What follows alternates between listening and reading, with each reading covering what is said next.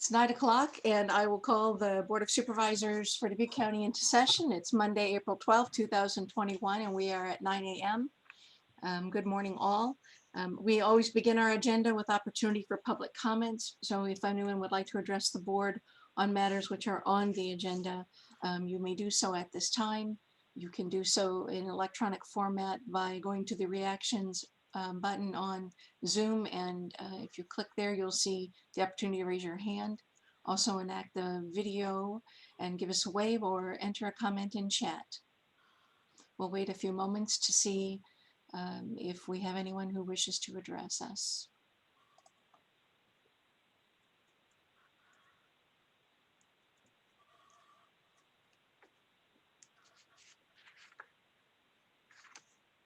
I do not see any activity. So we will move on to our agenda. The first item, item number 2, is the approval of the minutes of March 29th.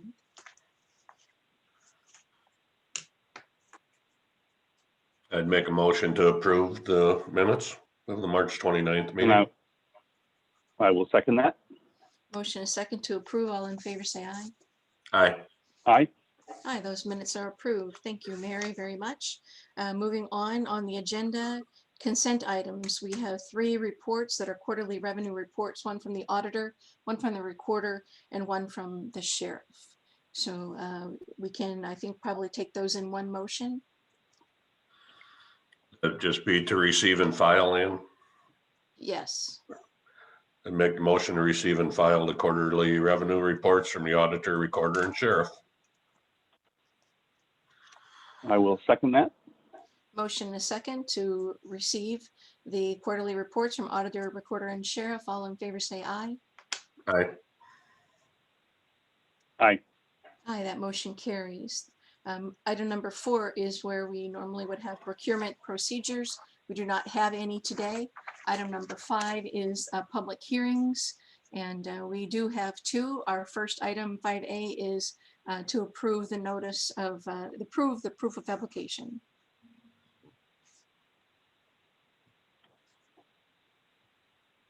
I will make a motion to approve the proof of publication for the zoning public hearing.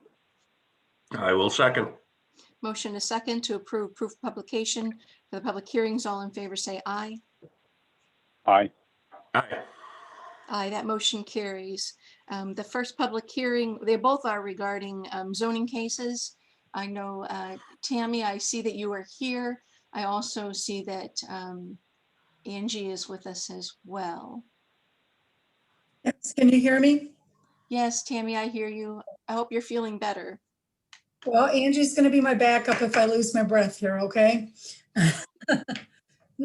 Are you ready? Yes. Okay, so we'll do our first one, which is KSSB Revocable Trust, Gerald Conley and Mike Weber Surveyor.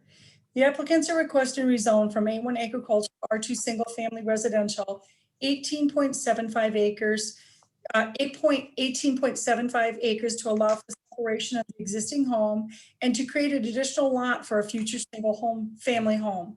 This property is located 3.96 miles southeast of the city of Piasta along Monastery Road, and it is legally described as lot 1 of the southeast of the southeast, section 36, T88 North, R1E, Vernon Township, Dubuque County, Iowa. This property is owned by KSSB Revocable Trust. Zoning in the area includes A1 agricultural to the north, the south, the east, and the west. R1 rural residential to the west, the south, and the east. R2 single family residential to the south. The R3 single family residential to the south and east. And the R1 rural residential to the west on zoning case number 9000-0878 was to allow 36.74 acres to be rezoned for a residential subdivision. The R1 rural residential to the south on zoning case number 0207 of 95 was to allow for residential homes on a family home. The R1 rural residential to the south on zoning case number 1023 of 13 was to allow a single family home to get into compliance with the zoning ordinance. And the R1 rural residential to the east on zoning case number 23 of 89 was to allow 25.5 acres to be rezoned for a residential subdivision. The R2 single family residential to the south on zoning case number 9029 of 78 was to allow for a single family home. And the R2 single family residential to the south on zoning case number 1134 of 16 was to allow Randy Urban to add additional ground to the home, to the lot for a new house, and to allow Rick and Amy Burfield to build a new home on the residential lots and farm the balance. The R3 single-family residential to the south on zoning case 0827 of 16 was to allow 4.46 acres more or less to create 3 lots and to allow for 2 additional homes to be built. The R3 single-family to the east on zoning case number 9014 was to allow 36 acres to be rezoned for residential subdivision. There are no previous rezoning cases attached to this property. Excuse me. There are no special use permits attached to this property. 33 rezoning notification letters were sent to the property owners and there was no city notified. Comprehensive Plan, Chapter 9 in Agricultural Natural Resources, page 134, Objective 3.1, and Chapter 8 Housing, page 122, Objective 12.7 may apply to this case. So this is the case where the gentleman is asking to split this off. He was going to take and separate around 5 acres around the home site and keep that. And then the balance is going to be sold for a single family home. The reason for the rezoning request was because we could not list this as an A2. It didn't meet those categories. And so in the end of the meeting from the zoning board, they voted in favor of 7-0, allowing only one more home on that 18.75 acres. So on the total of the 18.75 acres, there would be no more than 2 homes. There is a follow-up plat that will be coming with this. And with that plat, the easement itself is only being put as a 30-foot easement. So that would also restrict potential further development on this property. I'm available if you have any other questions for me here on this. Tammy, this is Harley. Where would the residents be going on this? Do you know? Yeah, Harley would be on this as you're seeing that rezoning section. It would be to the north section up in there. They haven't really given us a location of the home yet, but we do know it would be in the north section up there because to the south on the road is where the existing home already is. The existing home comes off a monastery, right? Yes, it does. Yes, it does. I don't know, Dawn, if you can scroll down that next picture below, that you can see the existing home. Yeah, that's it there. And So where's the easement going to be from then? so it'll be coming off over to the east side, and there'll be a road that will go in. There's an approved entrance, Harley, from the there is an approved entrance from the county engineer's office. Between the house and the subdivision, you mean, or? Yes. Okay. 2 subdivisions. I'm sorry, there's a subdivision to the east and to the west, but there's a small little piece, as you can see, there's where the approved entrance is across from 15094, and then there's the Monastery Road one there.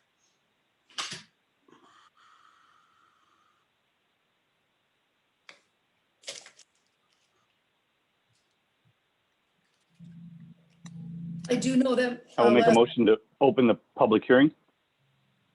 I will second. You're muted, Ann. I know. Yep. Sorry. Motion is second to open the public hearing. All in favor, say aye. Aye. Aye. Aye. We are in public hearing. If there's anyone who wishes to speak about this matter, they may do so at this time. I'd like to speak, Mike Weber, the applicant. As Tammy presented the background information, everything was correct that I listened to. During the public hearing at the zoning meeting, there was a lot of comments about the neighbors would like to see one home built out there.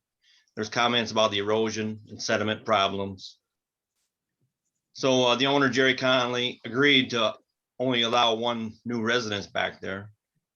And he limited the access to the land to 30 feet, which if there was more than 1 home, it would require a 66-foot wide access.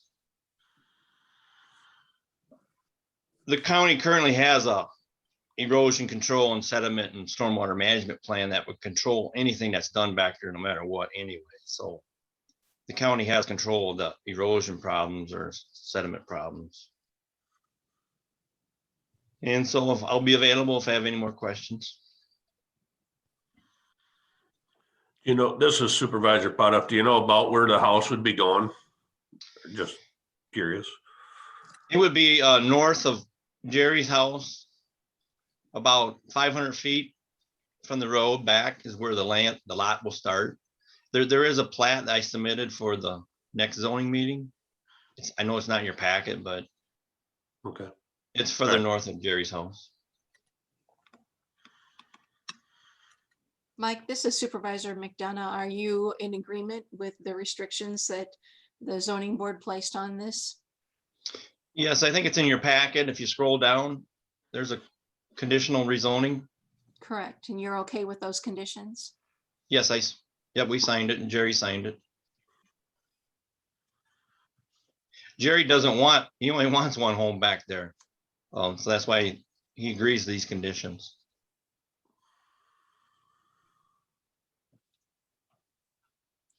Is there anyone else who wishes to speak?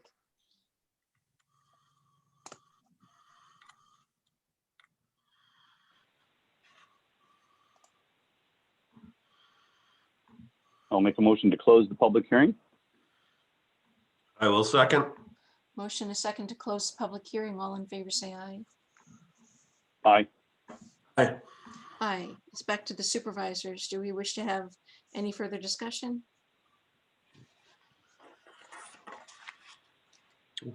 I'd make a motion to approve the rezoning. I will second that. Motion a second to approve the rezoning. All in favor, say aye. Aye. Aye. Aye, that motion carries. Make a motion to suspend the requirement that this amendment be considered and voted on for passage at 2 prior meetings. I will second that. Motion a second. All in favor, say aye. Aye. Aye. Aye, that motion carries. Make a motion that the amendment be adopted and that the zoning administrator be directed to enter the appropriate changes on the official zoning map, and that the auditor be directed to arrange for the publication of the amendment and portion of the official zoning map as amended in the official county newspapers as required by law. And I will second that. Motion and a second. All in favor, say aye. Aye. Aye. Aye. That zoning request carries. Thank you, Mr. Weber. Our next public hearing concerns Martin and Mary Langle and Jerome Riniker, A1 agricultural to A2 agricultural residential. Yeah, okay. The applicants are requesting rezone from A1 agricultural to A2 agricultural residential, 2.73 acres to allow the separation of an existing home from the crop ground. This property is located 1.14 miles east of the city of Luxembourg along Route 52 North and is legally described as Lot 1 of the Northwest of the Northeast, Section 23, T90 North, R2W, Liberty Township, Dubuque County, Iowa. The property is owned by Martin and Mary Langle. Zoning in the area includes A1 agriculture to the north, the south, the east, and the west. There are no previous rezoning cases attached to this property, and there are no special use permits attached to this property. 2 rezoning notification letters were sent to the property owners, and the city of Luxembourg was notified. Comprehensive Plan, Chapter 9 in Agriculture and Natural Resources, page 134, Objective 3.1, and Chapter 8 Housing, page 122, Objective 12.7 may apply to this case. So this is a case where there's an existing home and a property, and at one time when it was required that you created a 5-acre lot, that's what happened here. And so it was never the intention of the Langles to own all of this property. And so they're just trying to give the property back to the, the proper owner and get things back into where it should be. And I do know that Dave Schneider was on if you have questions for him. Do we have any questions for Tammy? I'll entertain a motion to go into public hearing. So moved. I'll second. Motion is second to enter public hearing. All in favor, say aye. Aye. Aye. Aye. We are now in public hearing on case ZC 03-07-21. Is there anyone who wishes to address the board? Hello, Ann. This is Dave Schneider. Good morning, Dave. Morning. My address 906 First Street North, Farley, Iowa. Forgot which place I was at here right now. Anyway, basically back when this was originally so the Renickers bought this whole farm, did not need the building site because they own a farm adjacent to it. When the only option they had back when they bought it was to sell the acreage with 5 acres. That was not the intent, but that's what they had to do to meet the platting requirements back at that point in time. What they did was they sold the acreage, but reserved basically an easement on the crop ground portion of the acreage, and have been farming it ever since. With the A2 zoning in place, basically the intent is to correct what they intended back when they originally purchased it, and sell the Langles the building site and keep the acreage. That's what we're adjusting this to. If you have any questions, I'd be happy to answer them.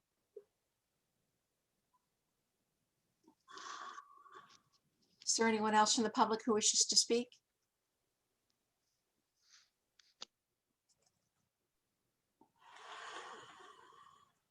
I will make a motion to close the public hearing. I will second. Motion is second to close the public hearing. All in favor say aye. Aye. Aye. Aye, that motion carries. We are back to the board. Do we have any questions or additional conversation?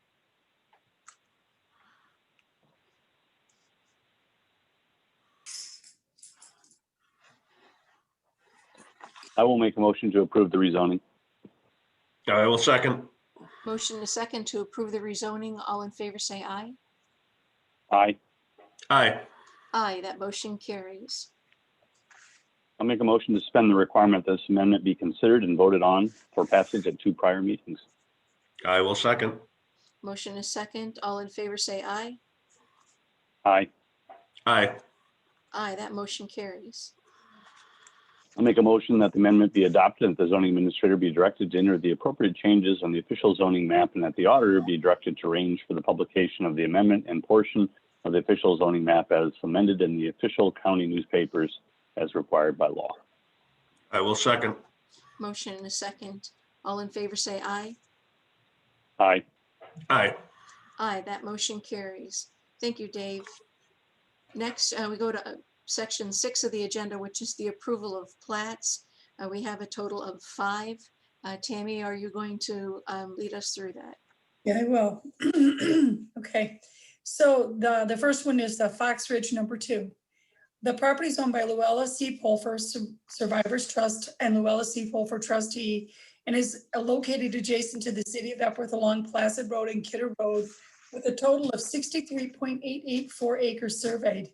The purpose of this plat is to sell 32.485 acres to Greg Roush, the adjacent landowner. The survey creates 2 lots.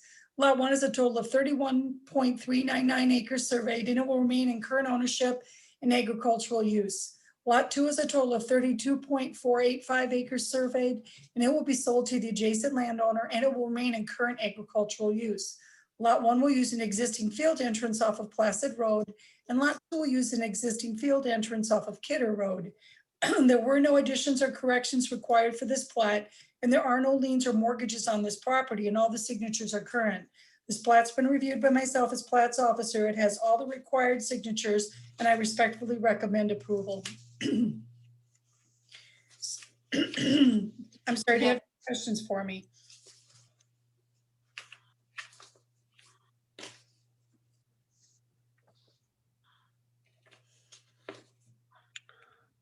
I will make a motion to approve the plat as presented. I will second. Motion is second to approve the plat. All in favor say aye. Aye. Aye. Aye, that motion carries. Next, in 6B is a motion, is the final plat of Keller Acres. The property is owned by Keller Acres LLC and is located 1.05 miles north of the city of Asbury along Bud Road, with a total of 63.456 acres surveyed. This property is zoned R1 Rural Residential and C1 Conservancy. The purpose of this plat is to create 2 lots. The survey creates two lots. Lot 1 is a total of 39.079 acres surveyed with a home and buildings, and it will be owned by a member of the Keller family, and it will remain in current use. Lot 2 has a total of 24.377 acres surveyed, and it will be owned by members of the Keller family and remain in current use. And we'll use an existing residential entrance off of Bud Road, and Lot 2 will use an existing field entrance off of Bud Road. There were no additions or corrections required for this plat, and there are no liens or mortgages on this property. All the signatures are current. This plat's been reviewed by myself as plat's officer, and as all the required signatures, I respectfully recommend approval.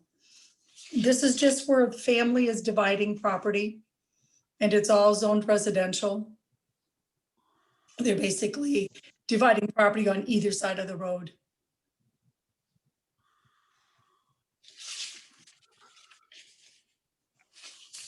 I'd make a motion to approve the final plat of Keller Acres. I will second that. Motion is second to approve the final plat of Keller Acres. All in favor, say aye. Aye. Aye. Aye, that motion carries. 6C is the final plat of Lynch Industrial Subdivision. The property is owned by Lynch Real Estate Corporation and is located 1.87 miles northeast of the city of Bernard along Bernard Road with a total of 20.19 acres surveyed. This property is owned M1 industrial and A1 agricultural. The purpose of the plat is to separate Lot 2 for sale purposes. The survey creates two lots. Lot 1 is a total of 14.93 acres surveyed with a livestock sales barn, and it will remain in current ownership and use. Lot 2 is a total of 5.26 acres surveyed, and it will be sold.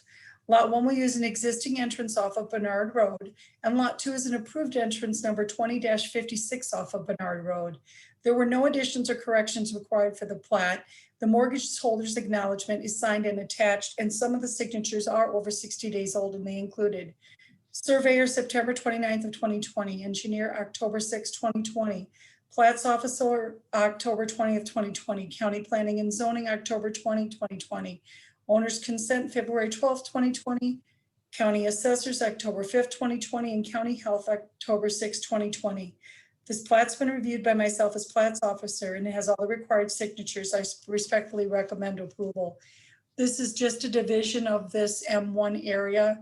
There will be a buyer buying this south side of this, and I do not know what their intent is for it yet, but it is zoned M1. So it's fairly wide open what could happen in the lower section.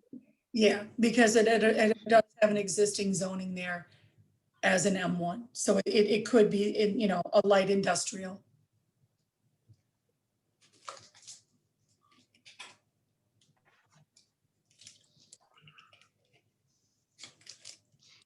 I'll make a motion to approve the final plat for Lynch Industrial Subdivision. I will second. Motion is second to approve final plat Lynch Industrial Subdivision. All in favor, say aye. Aye. Aye. Aye, that motion carries. Next is the final plat for Ridgeway subdivision. Okay.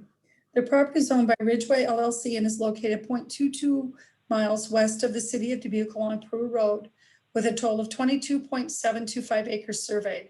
The property is owned M2 heavy industrial. The purpose of this plat is to split off 3.297 acres to sell to the adjoining landowners, Ronald and Francis Potoff. The survey creates two lots. Lot 1 is a total of 19.428 acres surveyed, and will remain in current ownership and agricultural use. Lot 2 is a total of 3.297 acres surveyed and will be sold to Ronald and Francis Potoff. Lot 1 will use an existing field entrance off of Peru Road, and Lot 2 will have access from the adjoining landowner in common ownership. There were no additions or corrections required for this plat. There are no liens or mortgages on this property, and all the signatures are current. This plat's been reviewed by myself as Plats officer and has all the required signatures. I respectfully recommend approval. This is pretty simple. This is out by John Deere, by the credit union. And as you can see, what's happening is the Potoffs are going to purchase just that little triangle there from Ridgeway LLC because they have adjoining property up there. It's really not going to get developed because that's that hillside that sits next to the credit union. They just wanted the land. They have horses, and I think they have their horses run through those areas.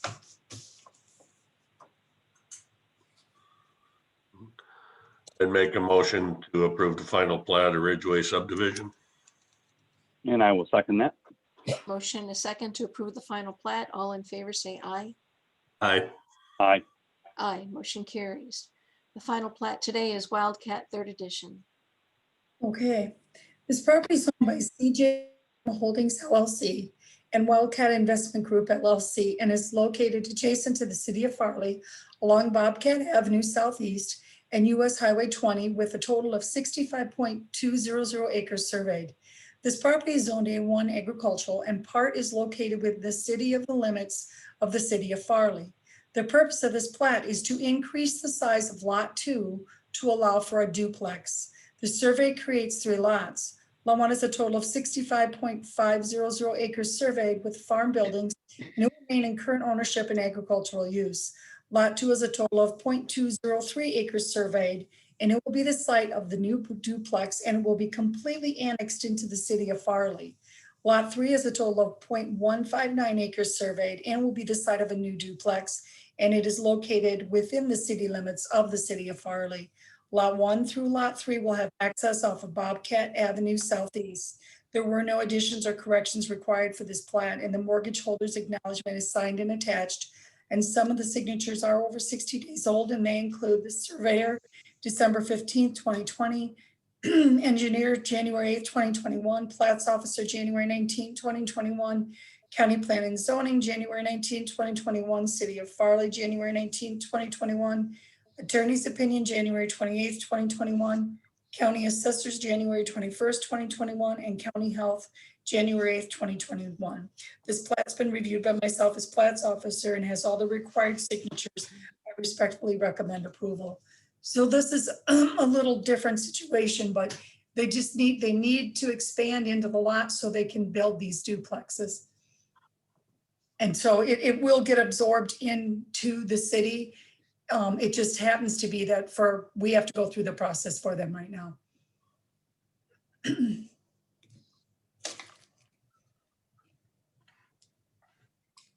Tammy, this is Supervisor Wickham. Can you explain a little bit about both zoning and platting and the involvement of city governments within a 2-mile radius? Are you meaning what with the 2 miles? So anytime we do anything with zoning or platting, we contact the cities so that if the cities have an input, whether it be whether they feel it's a negative impact for them or a positive impact, they're allowed to have their input in and talk with us about it. And then of course there's the pre-annexation agreements. Anytime we do a plat within 2 miles of a city, like the city of Dubuque has them sign off on a pre-annexation agreement. Is that what you're referring to, Supervisor Wickham? Yes, in general. I was just wondering, so do we need approval from local government cities to approve plats? We always get anything within 2 miles, we get their approval as well, yes. So this Okay, went thank you. to the city and they approved it as well. Okay, thank you. And can I throw in this is Dave Schneider Land Surveying. Can I throw in a comment related to that 2-mile jurisdiction? Sure. Basically, the 2-mile jurisdiction is a state requirement, and the main purpose of it is it makes more sense around the city of Dubuque, where it's a larger town with the ability to expand sewer, water, basically their infrastructure, with the understanding that somebody like Dubuque is going to expand faster than, let's say, a Holy Cross or a Bankston, Iowa, or one of them. The 2-mile is just a standard that the state uses. So if there's something happening within 2 miles, let's say, of the city of Dubuque, they want to make the towns aware that this, let's say, subdivision is really what it comes down to. Commercial, industrial, residential subdivision is happening, so that they can decide whether it makes sense to them to maybe annex it at that point in time, or extend sewer and water to them at that point in time, or just require that they meet their requirements so that if they do annex, they're already developed to their standard, is kind of the state requirement for the 2-mile jurisdiction. So that's just a little clarification there. Thank you, Dave. Thank you. Welcome. I will make a motion to approve the final plat for the Wildcat 3rd edition. I will second. Motion a second to approve the final plat Wildcat 3rd edition. All in favor, say aye. Aye. Aye. Aye, that motion carries. Thank you, everyone. Moving on Thank to action items.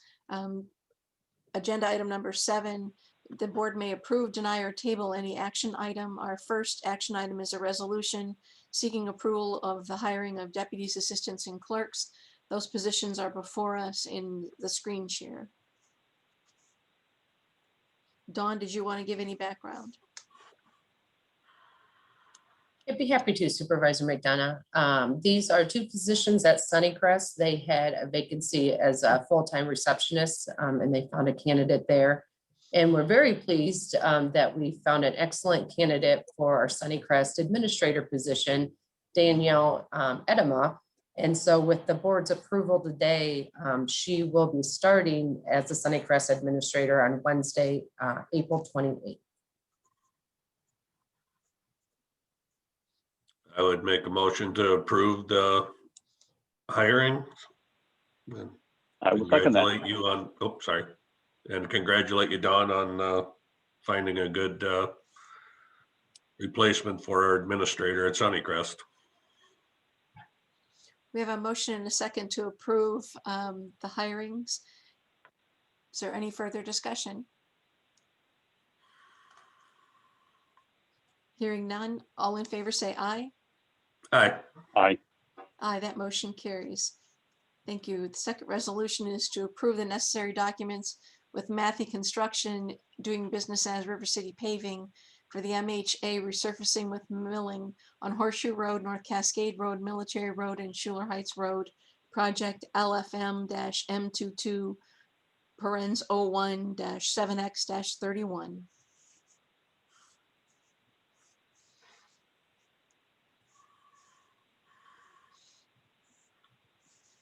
I'll make a motion to accept the bids and forward to the county engineer for his review. Harley, these actually have already been submitted. And at this time, I think that the engineer is telling us that he would like us to go forward with Matthew Construction. Oh, okay, That's just to accept the bid. Right, what we're gonna do here, I'm looking for a motion to approve the resolution, which would be approving Matthew Construction. Does that make Okay. sense? Yep, I'll make a motion to approve the resolution. I will for second that. Matthew. Okay, we have a motion, a second to approve the resolution, which will allow the necessary documents with Matthew Construction to be approved. Is there any further discussion? All in favor, say aye. Aye. Aye. Aye, that motion carries. Thank you.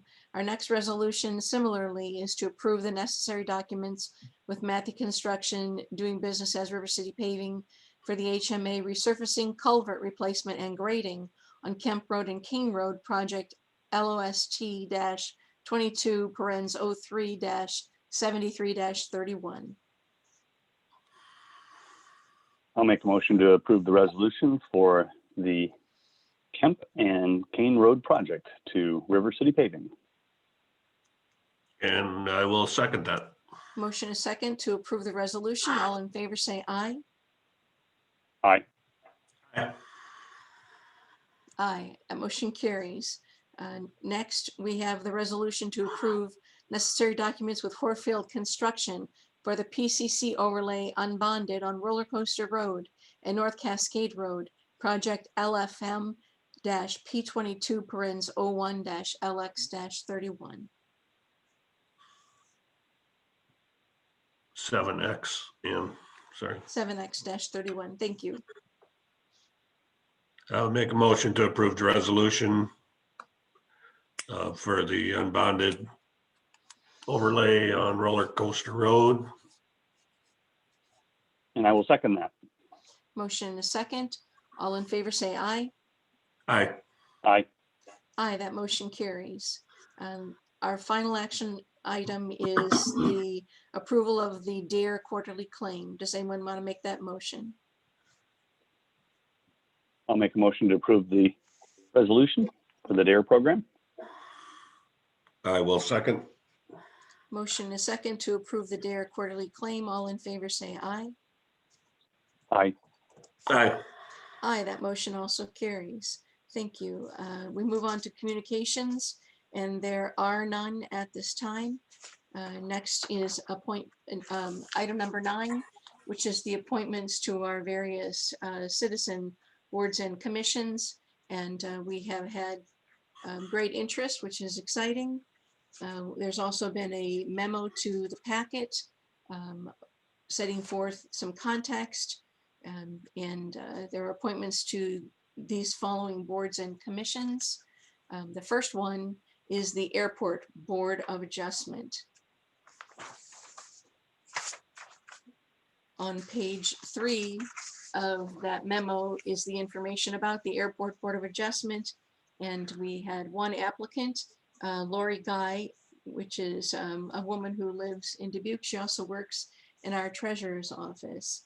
Does anyone have any need for discussion concerning the Airport Board of Adjustment appointment? Nope. Not for me. I would make the motion to appoint Lori Guy to the Airport Board of Adjustment. I will second that. Motion is second for the appointment of Lori Guy to Airport Board of Adjustment. All in favor say aye. Aye. Aye. Aye, that motion carries. We send our congratulations and our appreciation to Lori. The next board before us is the Board of Health, page 4 of 9 of the packet. We had several additional applicants to the Board of Health with various criteria and expertise. I mean, it's wonderful to see citizens who want to become involved in the Board of Health at this time. There are several that are listed that are, I believe, are some are applicants we had before us in the past.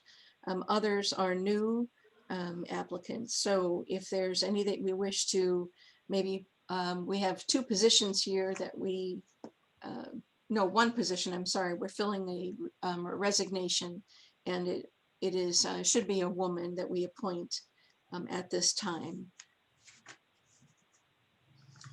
for the gender balance that we try to have on our boards and commissions. So on the Board of Health, we'd be looking for a woman to appoint. I would note to my colleagues that the first identified, Amy Crow-Sunleaf, does have quite extensive background in brain health, and she also has just completed serving a 9-year commission on a state board for behavioral issues. I've got that in front of me here. So we did receive an applicant of someone with some extensive criteria and background in an area that I think the board indicated they might wish to have some expertise. Is there any other candidates that we wish to give further discussion to? I want this to be open. It doesn't have to be closed. I did go through the applications, and obviously there's a lot of very qualified people. I did notice that Amy did have the brain health background that they're looking for on the Board of Health. So that would be my top pick. For myself, once again, I appreciate all the people stepping forward for this voluntary board position. I know Lynn Sutton had done that in the past to fill an interim term, and then through some of the appointments that occurred, she was basically bumped from the board, so to speak. No ill intent, obviously, but was only able to serve a few months in that position. So I would be looking to potentially add Lynn Sutton. She would be my prime candidate for the Board of Health. The other thing that I find interesting in visiting with Amy Sunleaf is that she has been actively involved in the COVID response in higher education. She's been part of the Loras College team. So I think she's she's been attending our meetings, I think, as a member of the the citizens that have been calling in and giving input at the time of public comment. So I appreciate that very much. She comes with, I think, a lot of knowledge of the COVID response that we've been working on as well. She also has experience with substance abuse services. She worked at SASE, which would aid the Board of Health tremendously in their, again, that the need to extend credentials beyond necessarily medical issues, but brain health and substance abuse. So I would make a motion to appoint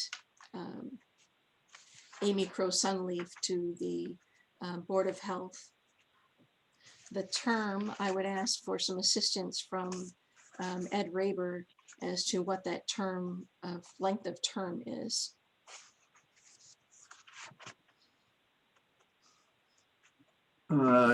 This is Ed Raber. The term expires, it's a 3-year term because it's a term that already exists and someone has resigned.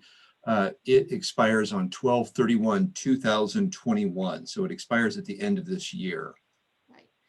Right. I guess that we do have a separate, I'm going to withdraw my motion for the moment. We have a separate issue with the Board of Health because there's an argument that they've made repeatedly is that we have to appoint everyone for a 3-year term. That's what the state code requires. So even though we're appointing someone to finish a term, they are interpreting the code to say that when we appoint any person to this position, their term will now run for 3 years. In the past, our previous applicants, they've just allowed us to use the terms that we designated when we did our motions back in January. I don't know what their feeling is going to be about this issue. If we just use the remainder of a vacant term, or if we are required to appoint for a full 3-year term, which would expire, what, 3 years from today? And it gets kind of sloppy. Any discussion from my colleagues about that issue? I think when we did this last time, we kind of brought that up also, but the reason we kept it on the current schedule is because of a certain number of people going off every year that we wouldn't run into where we're replacing 5 or 6 at once.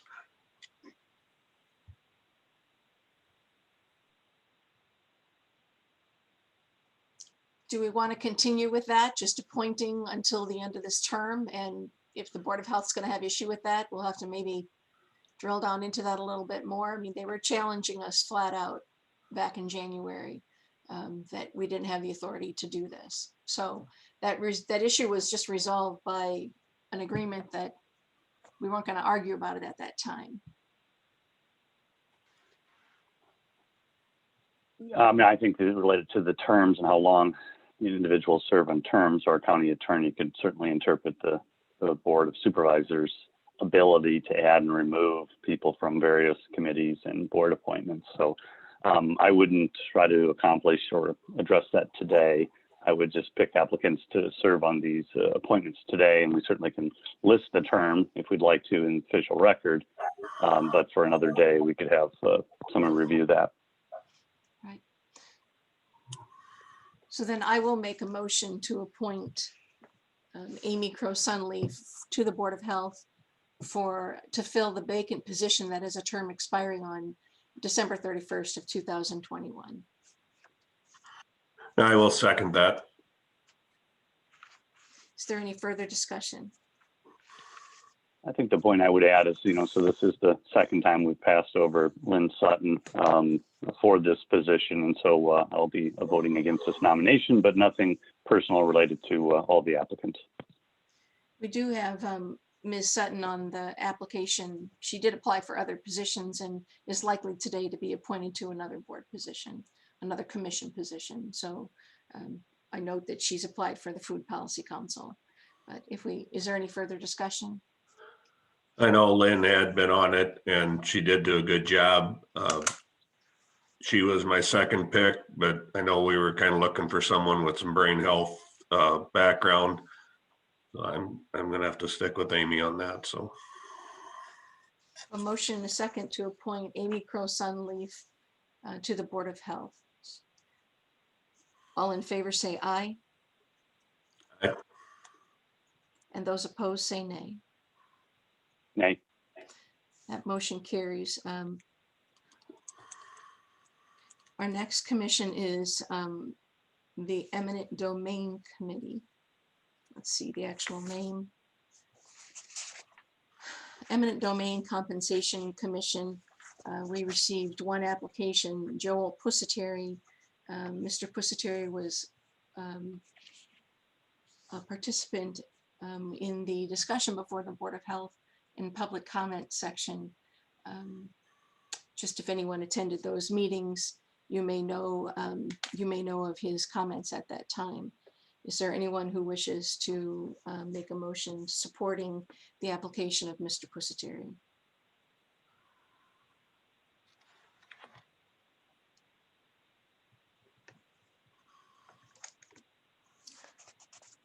I hear no motion to approve the application of Mr. Pusateri. We will move on to the Food Policy Council. The Food Policy Council has 2 applicants, and they do have several openings. The total of the Food Policy Council has 6 vacancies, and today we have the applications from Andrea Spaniel and Lynn Sutton. Both women, and we can't appoint 2 women because of the length of time that these positions have been open. Is there anyone who wishes to make a motion supporting either of those applications to serve on this council? I would make a motion to appoint Andrea Spaniel and Lynn Sutton, the Food Policy Council, for a term expiring July 1st of 2022. I will second that. We have a motion and a second to approve the applications for Food Policy Council. All in favor say aye. Aye. Aye. Aye, that motion carries. And congratulations to those women as well. Our next commission is the Historical Preservation Commission. It's exciting to see additional citizens who wish to join that commission as well. It's a total of 7 positions, and we have there are 2 vacancies, and with these applications, we would have the opportunity to completely fill the commission. Sean Johnson and Michelle London are the applicants at this time.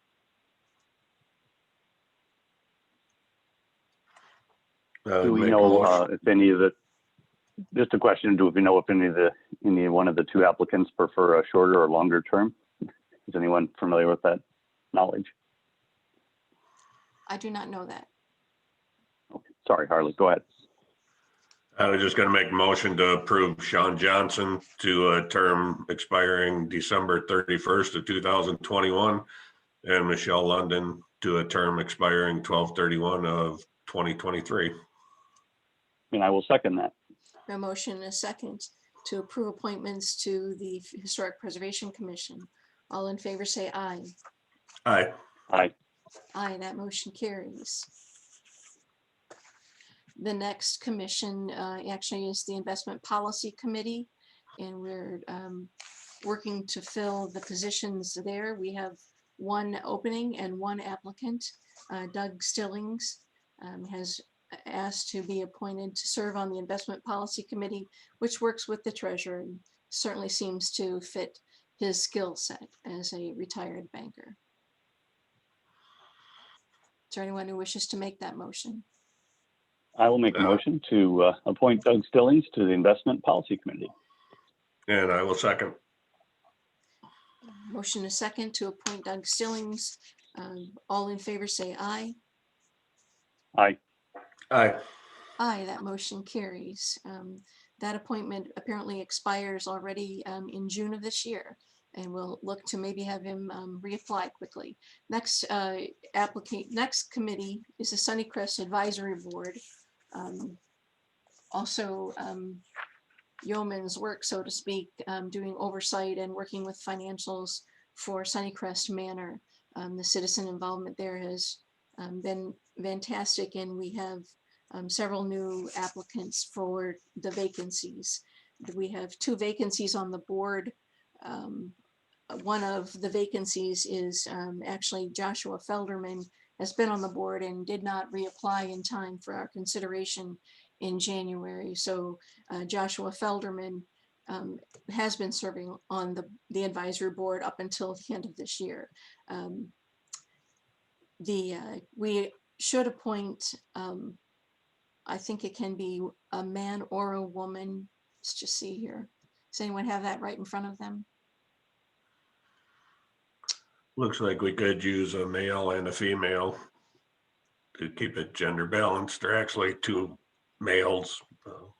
Who've applied. Former Supervisor Dave Baker has applied, tremendous skills. Ongoing advisory board member Joshua Felderman has applied. Also, as detailed in his application, great skills. I did visit with Josh, and he would, he's actually been considered as a possible chair for the advisory board going forward. There's been some discussion I've heard at the advisory board meetings, wondering what's been the delay in getting him just reappointed. The only other candidate that I've actually interviewed and spoken to is Robin Scalise from Unity Point, Vice President of Operations, or excuse me, Chief of Operations. Again, good board experience and experience with financials and oversight. I kind of like that about that. If anyone has another person that they have visited with and wish to discuss. And they all have amazing experience. We've been, again, very blessed, very fortunate to have citizens come forward. I'd agree. All of the applicants are very well qualified. Difficult decision.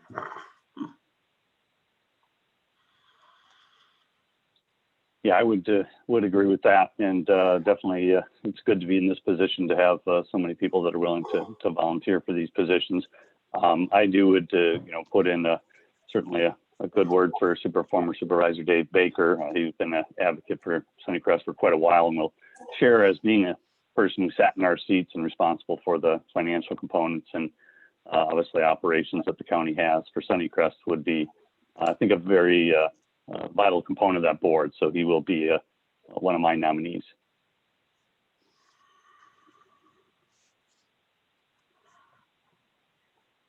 And I'm going to also want to nominate Joshua Felderman to continue on the advisory board. He would be one of my nominees for the continuation. We know we're appointing a brand new, new to us, but great experience administrator.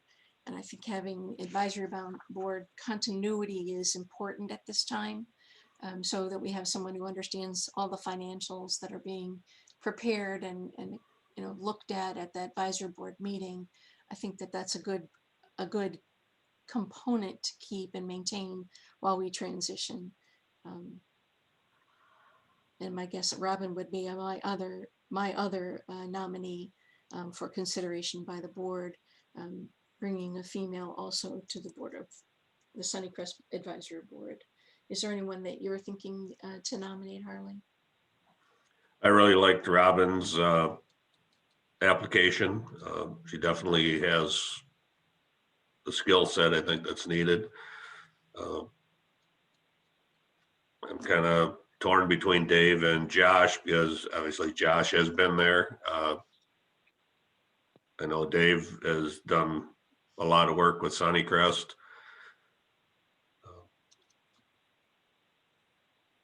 That's kind of where I'm standing. Well, it sounds like we have consensus at least on one of the candidates as far as Robin. So maybe someone could make that motion, and we'll be halfway through. I'll make a motion to appoint Robin Scalise to the Sunnycrest Advisory Board for a term that ends on December 31st of 2022. And I will second that. A motion and a second on the application of Robin Scalise. Is there any further discussion? All in favor say aye. Aye. Aye. Aye, that motion carries unanimously. We will welcome Robin to the board. Next, we have the male position, and we have two male applicants. So Harley, I'm going to let you make the motion, I guess. Well, he shook his head, so I'll jump in. I'll make a motion to appoint Dave Baker to the position. I will second that. We have a motion and a second to appoint Dave Baker to the position on the Sunnycrest Advisory Board. All in favor say aye. Aye. Aye. Aye, for purposes of unanimity. Very well. Dave will do a great job. Yes. Either of them would have done a great job. Correct. There's no doubt. Okay. I believe that completes the appointments before the Board of Supervisors. I do want to thank Ed Raber. He's done a tremendous job shepherding these and giving us great context. So Ed, it is appreciated. Your expertise bringing that all together is very helpful. Next on the agenda, we will look at personnel requisitions. We have 1, an engineering technician, 2. Dawn, do you want to give us just a moment of context? Yep, this is a full-time position that is currently vacant. So Anthony has requested that we open this up internally for opportunities for promotion within the department.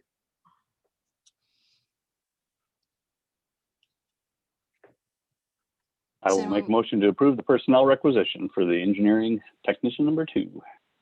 And I will second. We have a motion and a second approving the engineering technician number 2 requisition. All in favor say aye. Aye. Aye. Aye, that motion carries. There are no tabled and pending items. Comes to the end of our formal agenda. Our work sessions will continue. We'll pick up again shortly here, but there's an opportunity again on our agenda to have citizen input and public comments. If anyone does wish to speak to the board about a matter that is a concern, this is another opportunity to do so. Virtually, you will need to raise your hand in the Zoom reactions function, or enter a comment in chat, or enable your video and give a wave.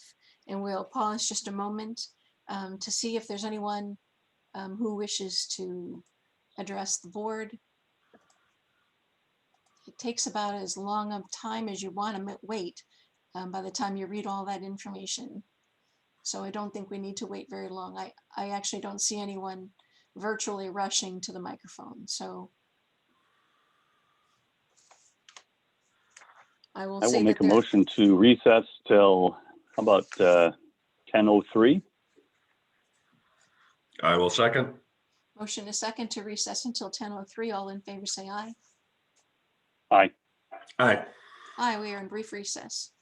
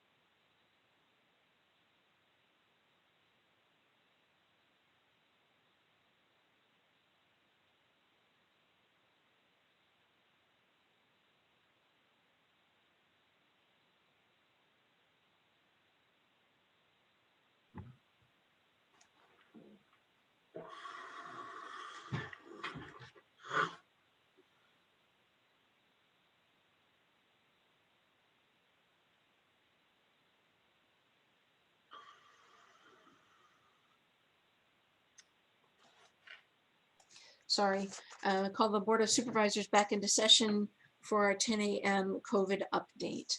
And who is it that's participating with us today? This is Patrice. I believe Sam and I don't know if Stacy or Tom were able to make it on or not, Supervisor McDonough. Well, welcome, Patrice. Thank you for being with us. I appreciate Sam's update at the end of last week as well. Absolutely. Well, that's great. Thank you very much. I just wanted to give just a couple of real quick updates. As of this morning, we still have 53.6% of our Dubuque County residents 16 years of age and older that have been fully vaccinated or that they're waiting for their second vaccine. Our number for our 65 and older Dubuque County residents that have been fully vaccinated or waiting for their second vaccine remains at 86%. We know that with our eligible residents of Dubuque County, we are just right at that halfway mark. We are sending out, and I believe Sam's going to put in the chat box, we have been sending out this morning that Mercy One Pharmacy did receive some additional Pfizer for this week. So they will be running a clinic in Piasta. They still have appointments for today and for tomorrow. And I believe Sam is putting that link for those appointments in the chat box. When Kara had emailed this morning, I believe they had a little over 1,000 Pfizer doses that she was hoping to have appointments for today and tomorrow. So we have been sharing that word. We sent it out to our city clerk. We put it on our Facebook. We've just been trying to get that word out because we would love to have all 1,000 plus appointments filled by the end of tomorrow. Dawn, and I believe this is Supervisor McDonough. Patrice, could we get this out to our staff? I saw this over the weekend and was really, yes. like we really need this to go big and broad beyond just the city clerks. So Absolutely. Absolutely. And I did email all of the information to Dawn this morning as well. So it was a short notice. Kara just had sent the email about 9 o'clock this morning. So we have really been in the last hour getting this word out. So the incident management team has been using every means possible to get this out. So, and what we're also seeing is that with our other vaccine providers, they too are looking at the potential of having some difficulty filling appointments with the allotment that they'll be receiving this week. So again, once we know from our vaccine providers, if they need assistance getting that word out, we will be doing the same means for them as we have for Mercy One Pharmacy. For our allocation for this week, it's exactly the same as last week. We've had 200 doses of Moderna. We have received no J&J, which we did. We knew that because of the difficulty in one of their factories. And then we're receiving the same 2,340 doses of our Pfizer. So all of that will be distributed with our vaccine providers this week. We are also starting our billboard campaign with our Sleeves Up new call number. And I believe Sam is putting that number in the chat box as well. We did get a report from Corey Burbach from last week with the call center stats. They took in about 710 calls last week. They are looking at having their scheduling software in place by sometime next week, but they have been manually picking up the phone, answering the phone, and calling back, and that has worked for the time being. But Corey is really looking at having that software in place sometime next week. They've scheduled 30 people at Mercy One in Harding and Walmart, and they're continuing to improve the process to get to people their appointments wherever there are openings. Down at the Grand River Pod Center with the firefighters last week. The firefighters on Thursday did vaccinate 210 individuals. 75% of those 210 individuals went to the vulnerable population. And the majority of those, that population, were clients from either the city or ECIA housing program. The city was able to have Do Ride provide 13 rides for people to get to the Grand River Center. And they also arranged for 2 individuals who needed a lift. They are looking at the firefighters having another clinic again this Thursday down at Grand River, and the firefighters were given 125 doses of vaccines for this week. So again, the city will be prioritizing those 126 vaccines to the vulnerable population once again this week. So with our billboard campaign that will be starting today, we are really going to be encouraging people to please call the call center to get an appointment to get your vaccine in. We know again that we're at 53.6% of all of the Dubuque County residents 16 and older vaccinated, and we want to see that number increase as soon as we possibly can. So that's basically our update that we have from Friday, when we did send out the Instant Management Weekly Update to the Board of Health and the Board of Supervisors. So we can entertain any questions or any concerns. Oh, but could I also add, before I open it up, is that we actually have 3 providers this week that will be working with all of our college campuses, trying to vaccinate as many faculty, staff, and students as possibly quickly as we can before those students do start to go home for the end of the semester. So we have 3 vaccine providers that are concentrating on that population for us this week.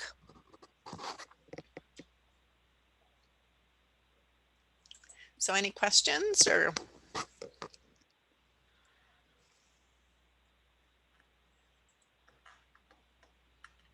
I guess I do still have a question about focusing on our own employees. We are a major employer, and when I knew there was this opening happening over the weekend, but we don't have in place here in the county a way to do some kind of flash mailing to get our own employees notified and aware and in line today and tomorrow.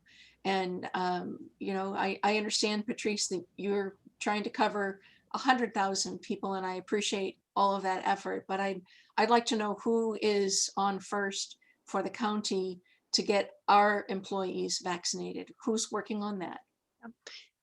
What I can say, Supervisor McDonough, is that I can work with Dawn and Nathan on that. I think they would be the 2 people that would be very helpful in getting that message out.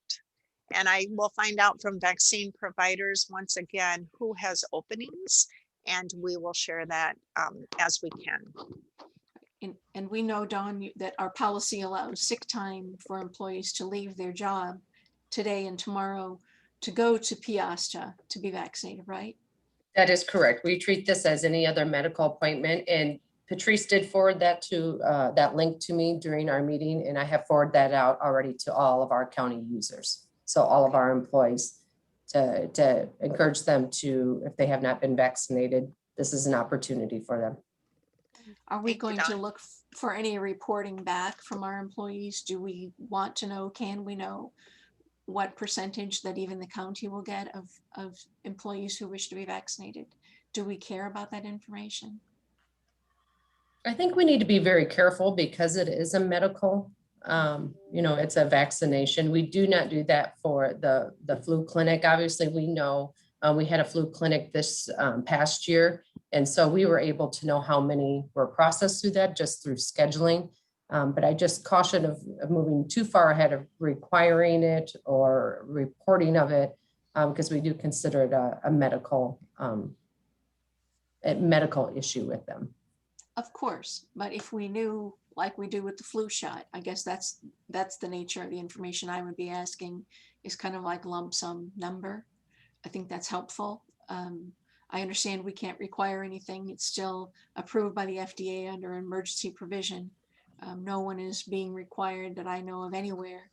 You know, so, but I think the gathering of the data is helpful. So we're generally aware of the numbers of our employees who have chosen to be vaccinated. I'm hoping it's high, as we are, you know, Patrice has invested well more than a year of her life in this. I'm hoping that our employees have listened to that and know that we are center front for science. And we can I look would at, also support the gathering of information as well. So I would be very interested in knowing those numbers. we'll look at some different types of reporting or anonymous surveys as well. I think those could be very useful for this type of information gathering. Well, it will be billed, it'll be processed by our insurance, which is self-funded for this level. So we'll have some idea that way as well about how many claims are made. That is correct. It is the vaccination is 100% covered under our Walmart policy. So I can request to see if we could get some aggregated data from that to see how many, and that would also include not just our employees, but any of their family members that are covered under the plan too. So we can see, check with Walmart on that. I do have a question for Patrice. Sure. So with at least the public kind of announcements related to the Johnson & Johnson vaccine and less doses being available, has there been any change or discussions related to getting vaccinations at work sites? My understanding was the Johnson & Johnson vaccine was going to be that preferred treatment. Any conversation or additional insight related to that scenario? From what I am aware, that our providers now are offering the Pfizer and the Moderna to the businesses. No businesses have refused the vaccine provider from giving the Pfizer or the Moderna. We do know that, you know, J&J would have been ideal, but again, with our business population, we know that those people will be coming back to work, you know, day after day after day. So we're pretty much assured that in the 21 days later or the 28 days later, they will still be present at work, that they then can get their second vaccine. So to my knowledge, Supervisor Wickham, we've not had any business back out because we have not had the J&J. Some of our pharmacy providers have been able to receive just very small supplies of the J&J. And I know that they have been able to go into some of those businesses with the J&J. But no, we have not seen any business say, no, you know, we're going to wait until the J&J. They have been very receptive to whatever they can receive. Okay, thank Patrice, you. sorry. Patrice, this is Harley. Just checking, do you have any, I guess, reports on the number of people that got one vaccine and are not getting the second, or? No, not that I am aware of, but you know what? I sure can look into that. Okay. We know, yeah. They would still appear if they were a Dubuque County resident, regardless if they were to receive their vaccine, their second dose, you know, in some other county. But I guess we'll look into that. I don't know the answer right now. So let me check, okay? Okay. Harley, this is Samantha too from County Health. Can you hear me okay? Uh-huh.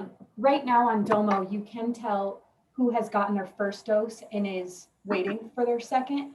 Obviously, it doesn't give any detail like this person is choosing not to get their second, but I can see the number of people that have the first and don't have their second yet, which could be for a bunch of different reasons. They're waiting for that date or they've decided not to get the second anything like Right, that. I guess I'd be looking at ones Yeah. that are, well out past the 3 weeks or 4 week mark that would appear that maybe they're not going to get it, I guess. Yeah, maybe we can ask IDPH about that, but I cannot see that on Domo just if I was to look myself right now. Yeah. Yeah, and we'll be glad, like Samantha just said, we can follow up with IDPH because I don't know how, we'll ask and we'll get back to you. So Patrice, I did see on social media over the weekend, the city of Dubuque is trying to target through their phone number, through the county phone line, to get kind of like the buddy system. So folks who missed that second appointment for some reason, scheduling problem or, illness or whatever, that they, we're going back to try to carefully gather all those folks and get them to made up appointments. So Good. I did see that the city is focused on that as well. Perfect. And we do have the instant management team. We do have what is called a booster bench. So There if it we is. are aware of those names, Samantha has set up a program for all of the instant management team members to be able to go in and add those names. And then we've been sharing those with the vaccine providers. Mhm. Okay, very good. I think we're talking about the same thing now. I don't know. Oh, good. Booster bench. I thought it was Yeah. like a booster buddy, but it's a Yeah, booster bench. booster Very bench. good. Yep. Very good. Thank you. Much Okay, appreciation. Thank you. Well, thank you very much. And thanks for the support. Thank you, Patrice. Thank you. The next item on our agenda is a brief work session with the sheriff regarding the building project that, Joe, you're unmuted. Did you want to share information with the supervisors? Yeah, I know I've spoken to all of you individually on this issue, and this is in reference to the evidence storage building that we were going to put up. Just for some background for anybody in the public that might be listening, we had $600,000 budgeted for this project. We went out for bids a couple different times on it. The last set of bids we got came back, and the low bid was about $675,000. So what we've decided to do is we are going to be canceling or removing that project from our list of things to do. And we are going to be asking the Board of Supervisors, the investigators that were going to be affected there with Workspace. They're still going to need a place to go. So we are still going to be looking for a place. And we would, I guess what we're asking is that the 600,000 be moved into next year's budget until we can figure out something else for those staff members. I know one of the things that had been discussed was, with this, the large amount of money that's being given to both the city of Dubuque and the county from the federal government for COVID relief, that there's a possibility for a large joint project between the two entities, and that possibly this could get incorporated into that project. But obviously that's kind of still at the beginning stages of discussion. So, we're kind of waiting to see what happens with that. And if that doesn't pan out, then we will still we're still going to be looking for a place to move those people and to get that storage that we need. Do we have questions of the sheriff?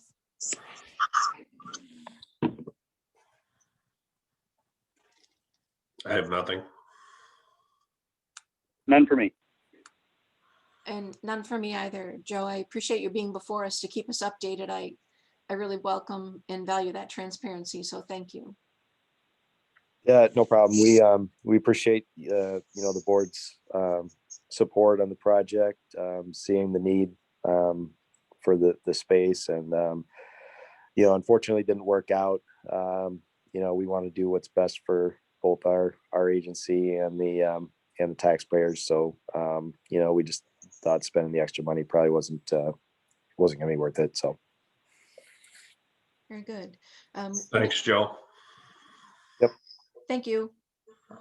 Is anyone interested in a motion to recess until 10:45 for our next work session? I'll make a motion. I will second. Motion second to recess until 10:45 a.m. All in favor say aye. Aye. Aye. Aye, we are in recess. Thank you.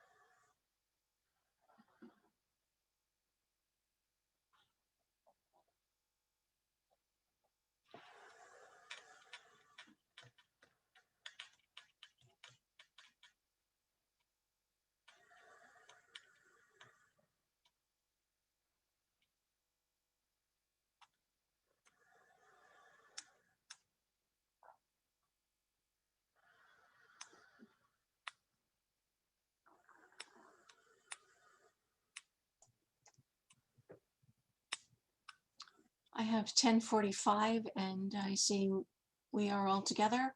Call the Board of Supervisors for Dubuque County back into session.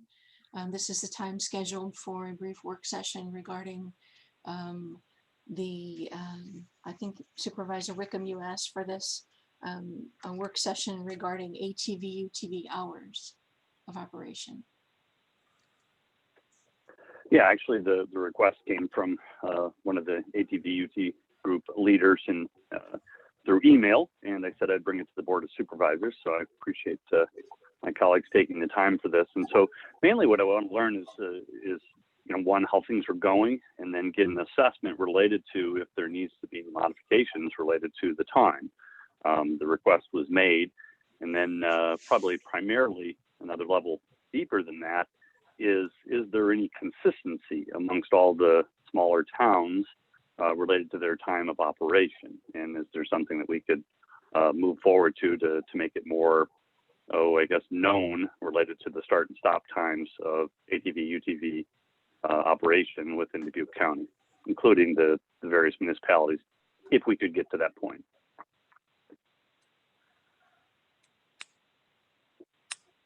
So if the chair would allow, I would be interested I don't know if there is anyone on the line specifically from an ATV, UTV vantage point that wants to speak related to the time request. That's what I would be first starting off with, the chair would allow. Actually, I don't know that I would, because this is not a public hearing and we have public comment section both before and at the end of our agenda. This is the kind of thing that they certainly, I also got an email. I've gotten many emails from people. This one made its way to a work session at your request. So if there's public comment, we have opportunity for that. And as you know, today, nobody took advantage of that. So I guess at this point, I'm just wondering what more you might be seeking from your colleagues or from other members of the county government. Well, sure. What is the interest related to hours of operation from my colleagues, and what is your vantage point related to hours of operation?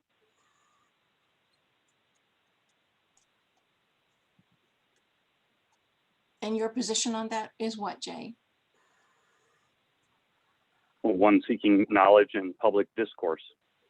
And I would be right, and I would be seeking that from you. So I would like you to maybe lead on that. You've asked for the meeting. Do you think it needs to be changed? This isn't about me. This isn't about me. So I don't know why you're being so stubborn related to having people speak. That's pretty common, we do, but not that you, as the chair, have the authority necessarily to do that. But either way, if there's no discussion, we can end it now. And so, I clearly, Supervisor Potoff has, years and years of service on the road, and I would think would have good insight and knowledge related to this. You've faced this, Supervisor McDonough, from a public issue the last series of years. So that's what I'm interested in. The public came to me. I'm not an ATV user. I'm not even an advocate, but I am a government official. And when members of the public present items to me, I believe it's my obligation to present them in a public forum such as we're doing. Thank you. There have been no issues with the ATV, UTV ordinance. At this time, I don't have a lot of, issue with one way or the other. I've received a lot of emails regarding the issue, phone calls, and both ways. Personally, I don't see spending a lot of time on it right now, being there is a bill in the state to see what that does. If the state takes it over, well, then it's going to be uniform across the whole state. I just don't see spending a lot of time on something that we may not have a word in 2 weeks. So I guess I would probably table it until we find out what the state's going to do, and then maybe bring it back up for discussion. Your feelings, Ann? I think it's just another email that came forward. This has been circulated as an item of discussion for many months. Um, I don't intend to lead on this. Supervisor Wickham, do you?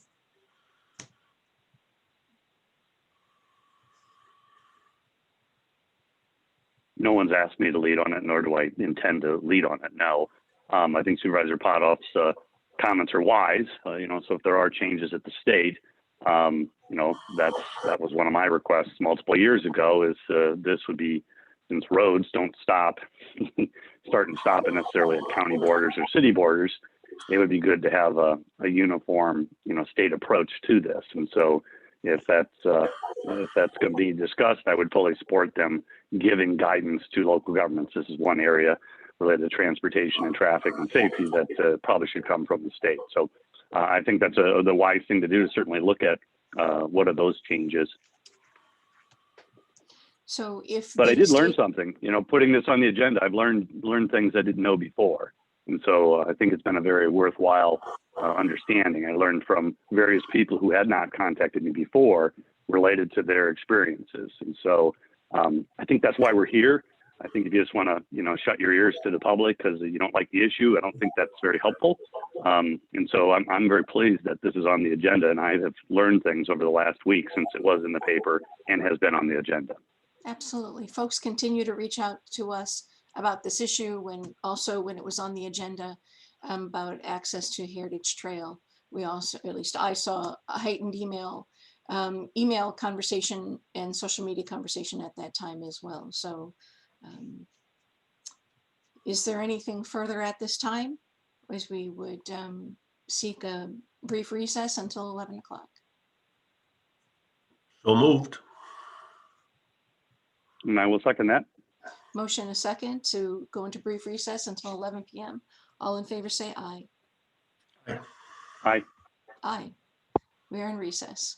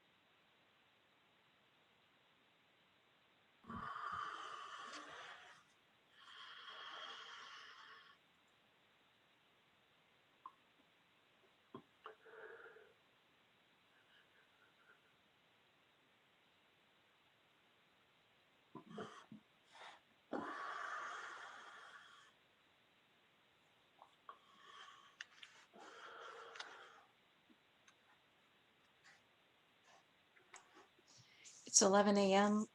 Call the Board of Supervisors back into session for a work session to discuss citizen boards and citizens appointment process.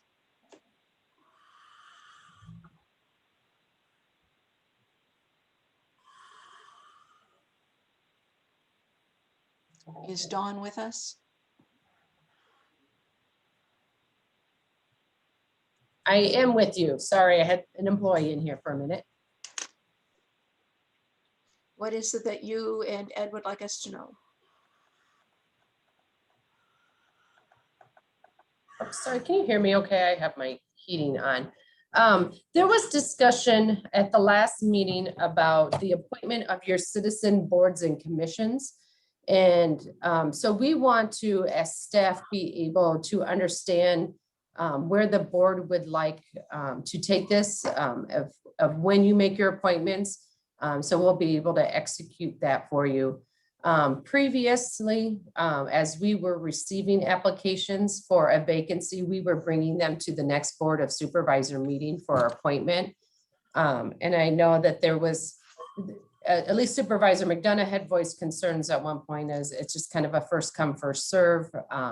And so Ed and I looked at it and changed it a little bit for this first quarter, and looked at it as doing some more promotion to try to get the interest for those, which I think was successful, and then just appointing them quarterly. So there's no right or wrong answer. We could bring them to you monthly or quarterly or every single meeting whenever we get them. We just need to hear your feedback of how you would like to receive these applications.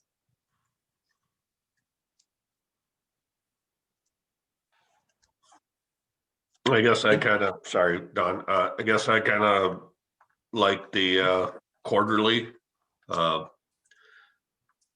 we know how many seats are going to be coming available at the end of the year, like June 30th? How many terms expired then? This is Ed Raber. I'm not exactly sure, but most of your boards, probably just about half of the boards, for whatever reason, going back to the past, have the regular terms that end at the end of the calendar year. And then again, for some reason, about another half have their terms end at the end of the fiscal year at June. So there will be a lot of terms that end in the next quarter. Okay. We would anticipate, if that's what you want, just like we did in anticipation of the appointments that you made at the beginning of the calendar year, around the end of May, 30 something days out from the end of June, that we would have some social media post, a media release. That's when we've done that, that's appeared in all the local newspapers around the county, and has been widely viewed social media post on the county's Facebook page.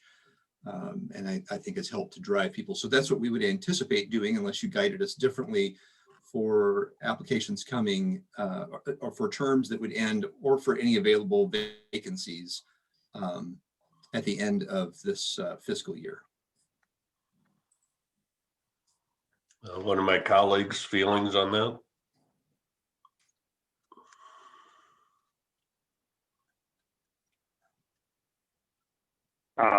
So I noticed a change, and so nobody announced the change to me. It's just, I'm like, well, where's all the applicants? And so that's maybe the first comment, is when we do have a kind of a change in what we normally do, that'd be good to announce that, particularly to those that are going to make those appointments. My gut is the quarter's too long, 3 months. And so, I think, if you have an opening and you've got a candidate that you feel is qualified, and that's up to the board to determine, I think 3 months is too long to look at that. And it could be shorter based upon times, but once a week might be too soon. So somewhere in the middle would be my thought, as far as to review those applications that come in. Yes, I would somewhat agree with you on that, Jay. If we have, like the Board of Health, where we had the resignation, and it's a short term to fill that vacancy, then, you know, just it should get filled right away to keep the boards full when possible. I guess when we're looking at the end of terms, you know, I guess I was looking at that more quarterly to see where we stand. So what is the direction you want to give to staff? What's your feelings on it, Ann? We shouldn't vacillate continually. And I think that will take us back to, oh, somebody applied, oh, we need to put it on the agenda. The staff's just trying to comply with what they perceive to be our wish. And even in this discussion, it's, well, that makes a sense, and that makes sense, and that would be a better, I mean, we don't have anything that I don't think we're giving them any direction. I think what we have done has certainly helped fill boards and commissions, and so it has been successful to group them into whether it's a quarterly basis or 60 days. But there's certainly reason to do that, because to do a press release, you have to have enough time for something to transpire to get applicants in the door. If it's just always open, always taking new people, I think that might be one of the reasons that we ultimately, we started to lose people. Or I don't know when that happened. When I became a supervisor, there was vacancies everywhere. So it wouldn't be a bad idea to do it formally one more time like this, to see if maybe it would help even further bolster the vacancies we have. And, you know, kind of feel like the voter issue, this worked. Is it really awful? Maybe we just do it one more time and see. If it's really bad, I guess it'll be obvious. But something for the staff to use as a guideline is helpful.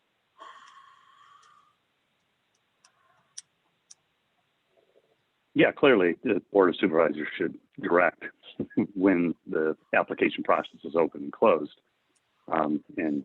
You know, we'd scheduled 15 minutes for this. So if you wanted an answer, I could have gave you my answer right away, but it wouldn't have taken 15 minutes. You know, I would propose monthly, but if quarterly, if the board wants to do quarterly, I'm not objecting to it.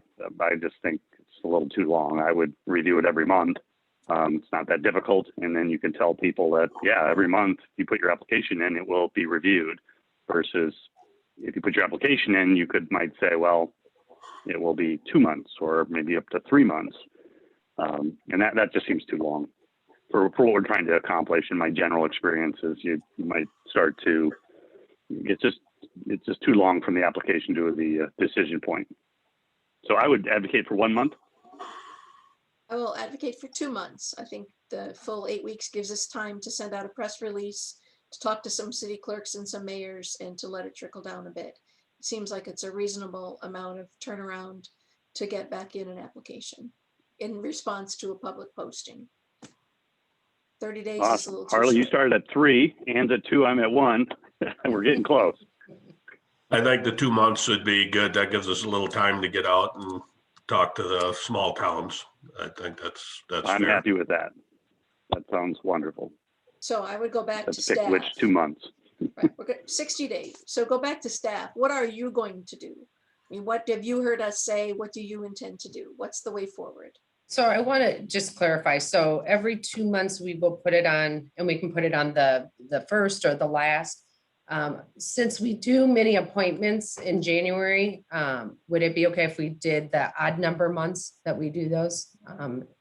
And then it also would be in July then, after we have a lot of the vacancies as well. And put those on the first agenda of those odd months. Will that work? It kind of coincides with your end of your terms and your new terms. So you'd be doing May then for the June 30th. Okay. Yeah, that would probably work good. Well, we would do May for whatever one applications we have. You know, because I did take a look at the spreadsheet. You do have, I would even say almost maybe close to a couple dozen terms that are expiring at the end of June, 1st of July. So would you want those as a special meeting to get those filled in at the last meeting in June? So we don't miss any meetings in July? That's where it's getting complicated. You have just some one-off applications that we get for, long-going vacancies. And then you also have these appointments that are just because the expiration of term. It isn't so much about when we appoint, it is when our office is going to tell people that we need them, right? That's the cadence. We want to get into a system where we're actively encouraging and letting people know that we have targeted openings. That's what we want to do. So, we just appointed someone today to the Board of Health, to the Robin Scalise's term. Isn't it going to expire at the end of June of this year? So what do we want to do with that? We just appointed her today. And if you're going to do something about that in May, that's in, 3 weeks. So, I mean, I guess I kind of need the staff to say, what is it that you're going to do? I really don't want to micromanage how you send out your notices, but if it doesn't work for somebody because they just got appointed, I would hope we'd have a lot of expertise with our high-level staff to tell us how to do it.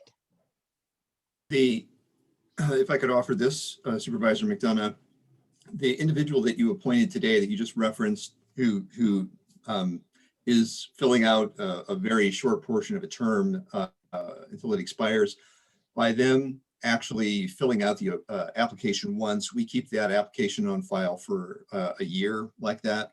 So that individual would not necessarily have to reapply. They wouldn't reapply for that term, even though it's expiring? That isn't true.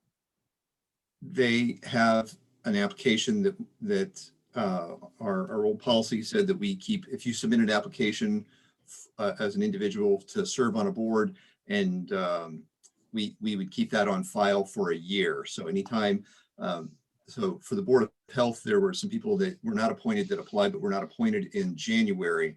And we brought them forward as part of the pool to be considered today.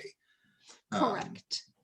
Right. So this would be just like that for this particular individual.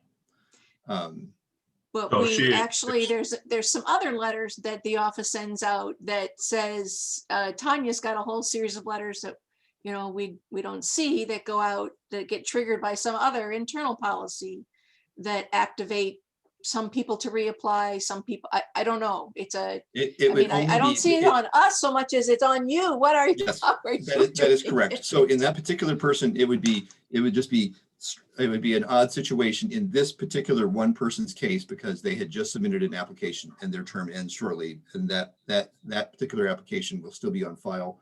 Most people that serve a 3 or a 4-year term, that would not be the case, and they would have to reapply. So I kind of thought today what we would be doing is having Dawn and Ed tell us what they have concluded would be helpful to us. Right. So what we would anticipate doing for the next large number of appointments that you would anticipate because of terms ending at the end of this fiscal year, at the end of June, would be at the very end of May, toward the end of May, we would send out a press release, media release to area newspaper, radio, and that gets distributed widely to individuals by email on the subscription list to the Board of Supervisors and other things, as well as on our social media. And that has that roughly 30 days or more of opportunity has generated both in January, and then again, just the work that you did today generated a lot of interest and awareness and caused people to apply. So that's what we would anticipate doing at the end of May, sending that out in anticipation of a large number of terms ending and some vacancies that have not been filled being considered at the end of June or the first meeting of July. So I would recommend maybe now switching gears here a little bit with the timing of it and everything, is if we bring forth all applications to you on the last meeting of the month of the even months. So if we did the last meeting in December, the last meeting in June. So just, well, every month we'll have that, but then it'll also hit those two appointment times there where you have larger, where you have those term expirations. So it'll all go smooth. So you're still gonna see them, in February as well. You may not have any in February, but then you're also gonna see it in June. Just so that all supervisors know, when we look to see if there's going to be expiration of terms, we do reach out to those incumbents and let them know that their term is expiring and send them the application. And that would then now going forward would coincide with that kind of that social media blitz, that press release that we would send out to the community at large for interested candidates. So that would be my recommendation, because it would tie in with your two large appointment times of the year, and then pick up those ones that you may get throughout the year as well. I would probably look more to having that meeting the third week of June, that you would have some time to say we appoint Dawn for a committee, circumstances change and she decides that she can't do it anymore, that we'd still have the next meeting to appoint someone else to that to take over July 1st.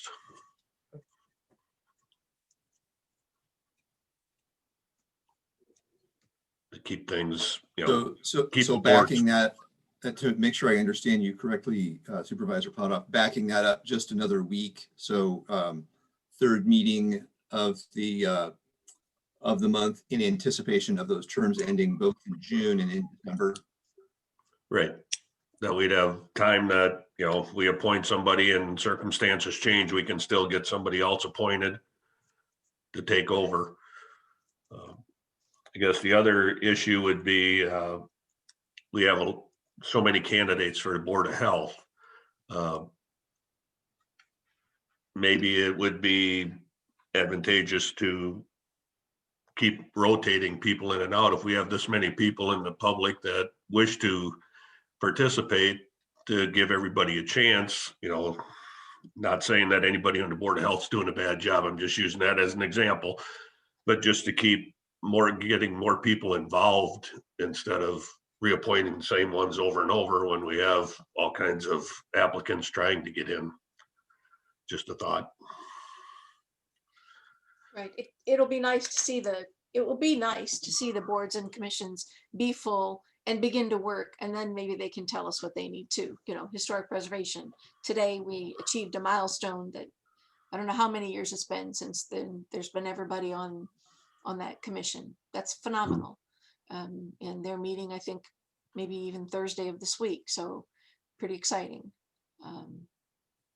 So I would hope that our staff would be able to handle this. So if I'm hearing everyone, we would move forward on the third meeting of the month in June, bringing forward all applications received for term ending vacancies, and then any that will come in for current vacancies as well. And then start that every other month at the third meeting. Jay, your thoughts? I was kind of quick to the math if that would time out for December with the every other month. Yeah, I think we're kind of confusing different thoughts. So, I think what I want to be able to tell citizens is when the board will review their application. That's one thing. And I'm unclear on that at this moment. The second thing I would like to know is when are there openings, and when can I put in my application? And so, those are the things I would like to know. And so I think, the board reviewing it, if it's every other month, okay, got that one. So every other month, you just tell me when we start, then I can tell the citizens that every other month on the third meeting, we'll be reviewing all applications. The next question is, when can they put in an application? Anytime? Yes. So that's what I'm unclear on. can apply anytime. The applications are always available online. Okay. So if it's, yeah, so it's every other month, then you've got your answer, right? And if you're talking about the June meeting, so June, August, or October, and December, it would time out. No, that's 3 months. You'd miss it by a month. It would be the even months. So it would be June, August, October, December, yeah. November, December. Okay. That would work. And just keep repeating that. In doing the setting that third meeting in June, that would I would anticipate that we would clock back a month to roughly the third week of May to send out any notices to those individuals that have a term expiring, as well as some engagement with the public that there was an opportunity. And also to a point that Supervisor Wickham just made, yes, in fact, if you were to, right now, as Supervisor McDonough noted, the Historic Preservation Commission is full. If there was an applicant that applied for that right now, I think what our guidance is we would keep that application on file for 1 year in case there was a term that ended or another vacancy that was created, and then that person would be considered the next time the board considered applicants for that board, even if there was no currently any vacancies on that board, you could still apply, and we would keep your application around. But when you receive an application from someone like Dave Baker, which you received in January, no one ever told us that. So when I saw Dave Baker out and he said, oh, you know, I applied, I don't know that. So could someone do us the courtesy of an email that there's been an application for a board or commission? You know, we don't know. We're working in the double blind. Yep, and that's, we will have Tanya update that SharePoint with each application and send out an email so that you'll always have that link, and that'll also be your notification that there is one or more new applications received. Well, she needs to send it's specific communication. Mhm. Just saying SharePoint updated is just, you know, blowing the wind. Identifying the application. Okay. Right. 2 comments. So one, in my term, this hasn't been a big deal. Citizens know how to engage with me. They generally know how to engage with their citizens. And I think with social media and other things, boards and commissions are kind of old school. Not saying they're worthless, but old school. The second comment, if this is so important to my colleagues, why don't you address it every month? You know, if this is something you want to be top of mind, then don't put it off, would be my instincts. But those are just comments. I'm happy to proceed as we've been discussing.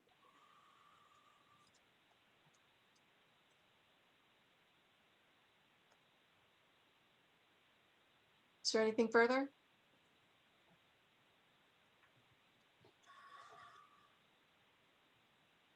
I have nothing. Moving The on last the note agenda. the last note that I would make is to highlight the fact you saw it in your packet that thanks goes to, I think, Tanya and some people in the IT department that took the paper form that was a downloadable PDF, and they created an online application. And you saw in the applications that you just reviewed, most everyone completed the application using that online form. So I think that that's noteworthy that that is an available service that apparently the public seem to appreciate. Those that applied seem to appreciate that. There were a couple that also accessed the downloadable PDF that they could fill out as a PDF or print it and write on it. That's 3 options. It seemed to work pretty good. Thanks to all those for all the hard work. Bringing it all together. Moving on to our last agenda item, it is boards and commissions update. I think the intent there is that it is the boards and commissions that the supervisors sit on. Is there anything that we wish to inform our colleagues about?